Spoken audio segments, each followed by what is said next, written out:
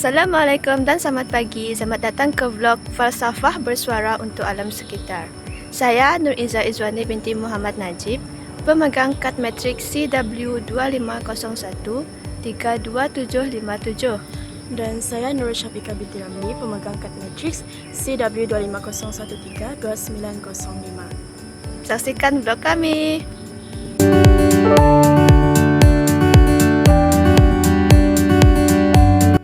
Hari ini kita akan menyelami satu isu alam sekitar yang sangat dekat dengan kehidupan seharian, tetapi sering terlepas pandang keseriusannya, iaitu penggunaan plastik secara berlebihan. Ya, plastik. Ia ada di mana-mana, contohnya dari botol minuman hingga pembungkusan makanan yang memudahkan hidup kita. Tetapi pada masa yang sama, ia menimbulkan dilema moral dan etika yang besar.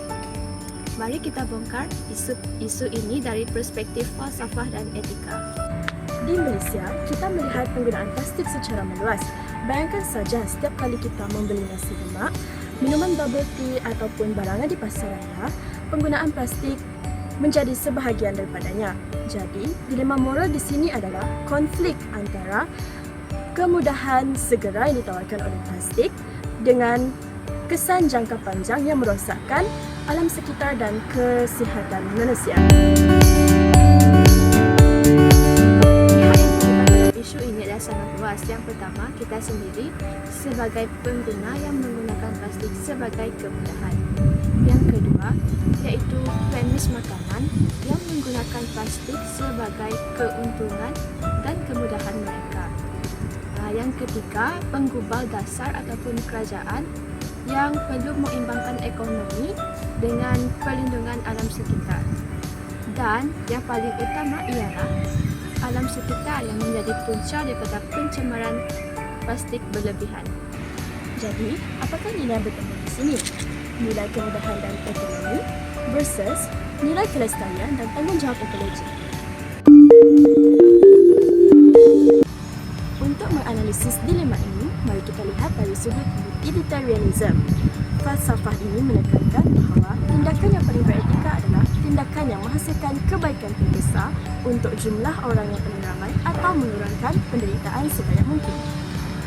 Jika kita melihat penggunaan plastik secara utilitarian, ia seakan memberi kebaikan.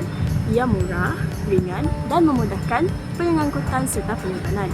Ini memberi manfaat kepada industri dan kemudahan kepada penggunanya. Namun, apabila kita melihat kesan jangka panjang, gambarannya berubah. Pencemaran plastik menghasilkan ekosistem marin, membahayakan hidupan liar dan mencemarkan sumber air serta tanah. Mikroplastik pula telah masuk ke dalam rantai makanan kita dengan potensi risiko kesihatan yang belum sepenuhnya difahami.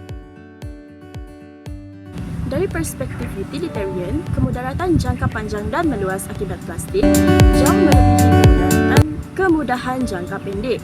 Kebaikan yang diberikan oleh plastik hanya dinikmati oleh segelintir, manakala penderitaan dan kerosakan ditanggung oleh seluruh masyarakat dan generasi akan datang. Justeru, tindakan kita perlu beralih ke arah mengurangkan penggunaan plastik untuk mencapai kebaikan maksimal. Seterusnya, mari kita dekati isu ini melalui kacamata etika alam sekitar, khususnya pandangan ekosentrism. Ekosentrism percaya bahawa nilai moral tidak hanya terletak pada manusia, tetapi ia juga terletak kepada haiwan, tumbuhan dan alam semula jadi. Dari perspektif ini, alam sekitar bukan sekadar sumber yang dieksploitasi manusia, tetapi ia mempunyai nilai tersendiri. Alam sekitar tidak mengira manfaatnya kepada manusia.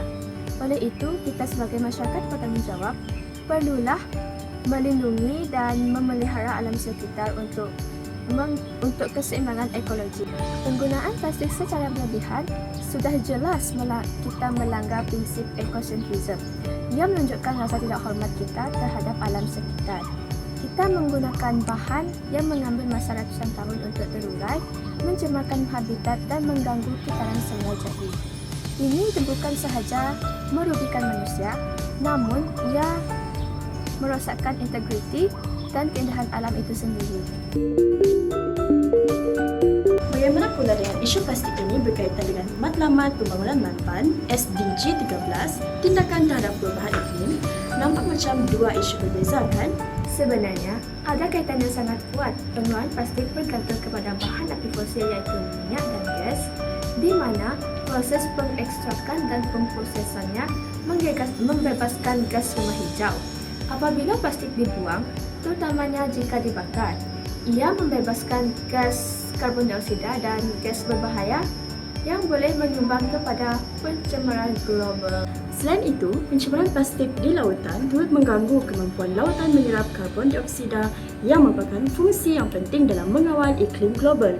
Oleh itu, mengurangkan penggunaan plastik bukan sahaja membantu menjaga kebersihan alam, tetapi juga merupakan langkah penting dalam memerangi perubahan iklim selaras dengan matlamat SDG 13. Jadi, apakah nilai atau prinsip yang kami pelajari daripada penyelidikan ini? Bagi saya, ia adalah nilai tanggungjawab bersama dan kepengurusan alam. Kita semua mempunyai peranan, tidak kira kecil manapun, untuk menjaga planet kita ini. Setiap pilihan yang kita buat, seperti menolak penggunaan beg plastik, akan memberi impak.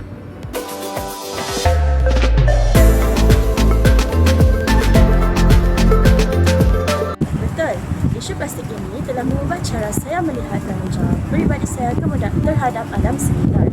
Ini bukan sekadar isu mereka, tetapi isu kita. Saya sedar bahawa kemudahan sesaat tidak sebati dengan kerosakan bergenerasi. Kami berharap agar blog ini dapat membuka mata kita semua. Kita haruslah mempraktikkan 3R, iaitu reuse, reduce, dan recycle. Terima kasih kerana sudi menonton blog kami. Bye-bye.